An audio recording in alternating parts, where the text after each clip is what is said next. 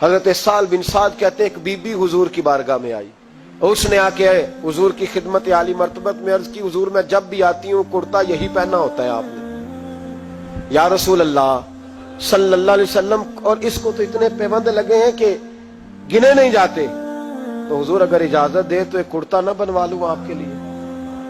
تو حضور نے فرمایا بنوا لے۔ وہ بی بی کرتا بنوا کے لائی، اس نے بڑی محبت سے بنایا۔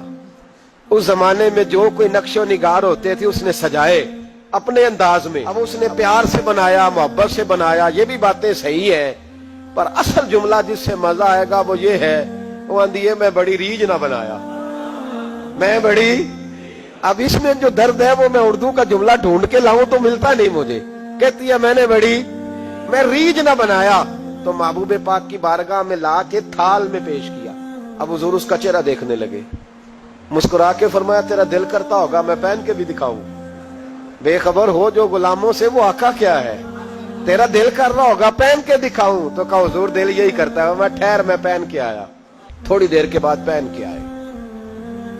اس خاتون کو اتنی خوشی ہوئی کہ اس کی آنکھوں میں آنسو ہی آ گئے، کہنے لگی دیکھو میرا نصیب، میں بنا کے لائی ہوں، مصطفیٰ نے قبول فرمایا ہے۔ بڑی راضی ہوئی، چلی گئی۔ حضرت سال بن سعد کہتے ہیں قریب ایک صحابی کھڑے تھے، اور شارحین نے لکھا ہے معمولی آدمی نہیں، حضرت عبد الرحمن ابن عوف تھے، صحابہ میں سب سے امیر آدمی۔ اللہ اکبر، ذرا لطف دیکھیے گا۔ کہتے ہیں وہ قریب کھڑے تھے، جب حضور نے پہنا نا تو تعریفیں کرنے لگے، کہنے لگے سونیا کمال ہی ہو گئی ہے، محبوب کیا بات ہے، حضور اس کے بنانے کی محبت کی بھی کیا ہی بات ہے، پر جو اللہ نے رنگ روپ آپ کو عطا فرمایا اس کی بھی کیا ہی بات ہے۔ یا رسول اللہ اتنا پیارا لگ رہا ہے، اتنا پیارا۔ جب کوئی زیادہ تعریف کری نا تو تعریف کرنے والوں کی بھی اپنی اپنی نیتیں ہوتی ہے نا، جب زیادہ ہی تعریف کی تو حضور نے فرمایا تجھے پسند آ گیا دے دوں، وہ پسند آ گیا تجھے۔ کچھ بندے سیانے ہوتے ہیں، پتا ہوتا ہے جو مرضی پہ آکھے دھیان ہی نہیں کرتا، وہ جنہ مرضی تعریف کرو وہ کہتے تو لگا رہو مجھے پتا ہے تو کی پیار ہے، تو کہا پسند آ گیا ہے یا رسول اللہ بڑا، تو فرمایا چاہیے، کہا حضور مہربانی ہو جائے تو کیا ہی بات ہے۔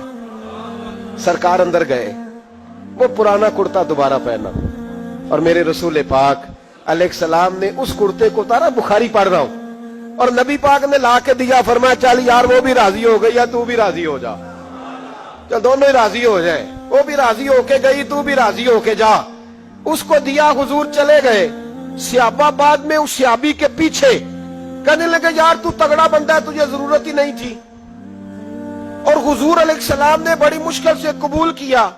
حضور تو کسی کی طرف توجہ ہی نہیں کرتے، طلب ہی نہیں کرتے، یہ والا خیال ہی، اور اگر آج حضور نے قبول کیا اور اتنا پیارا لگا تو تجھ سے برداشت ہی نہیں ہوا، کس طرح کا آدمی ہے تو؟ جب لوگ اس کے گرد اکٹھے ہوئے تو حضرت عبد الرحمن ابن عوف کی آنکھوں میں آنسو آ گئے، کہنے لگے میرے بھولے دوستو تمہیں غلطی لگ گئی، تمہارا کیا خیال ہے میں نے ولیمے پہ پہننے کے لیے لیا ہے؟ تمہارا کیا خیال ہے شادی کی دعوت میں پہنوں گا؟ تم کیا سمجھتے ہو عید والے دن پہنوں گا؟ اور گویا اپنی داڑھی کو پکڑ لیا، کہنے لگے دیکھو بال سفید ہو رہے، پھل پک رہا ہے، گنہگار بڑا ہوں، اگرچہ بدر میں بھی گیا ہوں، احد میں بھی تلوار اٹھائی ہے، مال بھی دیا ہے، ہر جگہ گیا ہوں، پر کسی عمل پر بھروسہ نہیں، یہ کرتا حضور کے جسم سے لگ گیا ہے، اب اسے سنبھال کے رکھوں گا، اور مرتے وقت وصیت کروں گا گھر والوں کو کہ جب میں مروں نا تو اس کرتے میں مجھے کفن پہنا دے۔ مجھے امید ہے جب حضور کا کرتا پہن کے قبر میں جاؤں گا تو رب کے فرشتے مجھ پر عذاب نہیں دیں گے بلکہ بغیر حساب کتاب جنت عطا فرما دیں گے۔ حضرت یوسف کا کرتا تو شفا دیتا ہے نا، اور میرے محبوب کا کرتا دوزخ سے بچا کے جنت عطا کرتا ہے، یہ صحابہ کا عقیدہ ہے۔